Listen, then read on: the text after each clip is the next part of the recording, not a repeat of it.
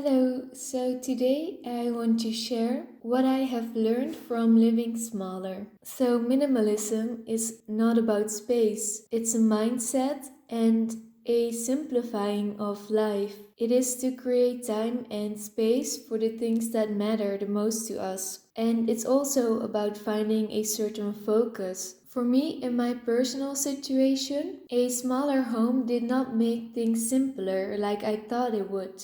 I thought I would have to clean less and it would make my life easier, but instead of that, it made it even a bit more complicated. I know that for all of us, our situations and preferences and all of those things are different. So I can understand that for many of us, a smaller home would make things easier. It's just not the case for me. Also, I think it's important that we do what feels the best to us and just ignore all the judgments around us from other people and other people's ideas of how our life or home should look like. A living space is so much more than just a storage space for our stuff. Especially now in these times, I realize that it is not a bad idea to have an extra room with a food supply if some kind of emergency will hit.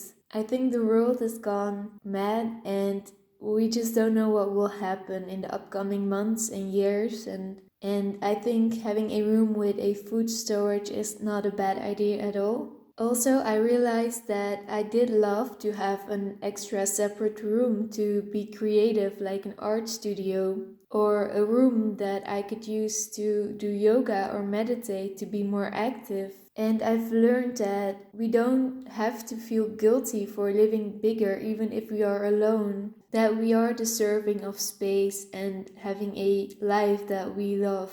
So now that I live smaller, I appreciate bigger spaces more than ever. I especially appreciate the atmosphere that empty space provides us. Some other practical things that a bigger space provides is having options to sleep in a place that is more quiet. Life is becoming more and more busy, and I notice that there's noise all around me all the time. If you have a bigger place, you can sleep at a site that doesn't face the traffic or the streets or that doesn't face your loud neighbor. When you have a small space, you don't have that option and you can get really sleep deprived.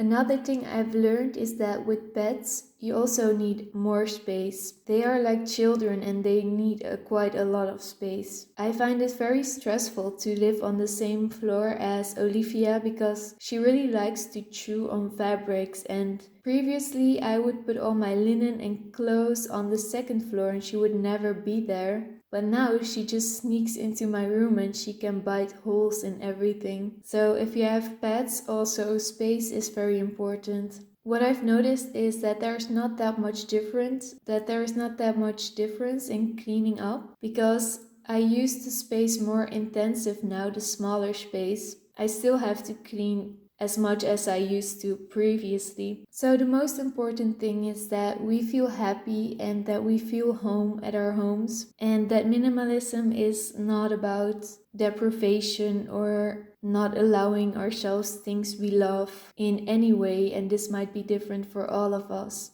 And it's important that we feel at home, that we are surrounded by what matters, and this will probably take some trial and error to get there. When you buy something that you're not happy with or not completely happy with, but you just bought it because you needed something quick or it was cheaper or something like that, it will probably bother you and you will have to replace it anyway. So it's better to get it right the first time. But we can still let go of our mistakes. Kitchens matter a lot, maybe the most of all. Then the floors and walls, and then the lightnings. Good isolation, especially for noise, is more important than most things. Sleep deprivation lowers the quality of life so much. I would say I have found out that sleep is more important than anything. It's even more important than time. You don't have that much on a lot of time if you're sleepwalking like a zombie during the day and you cannot do much with it.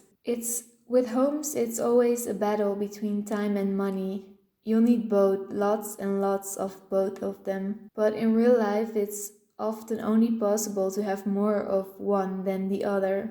Homes and their adjustments and maintenance can be an ongoing, never-ending distraction and a to-do list that never ends. To be honest, I'm still not sure to get peace and to finally feel settled.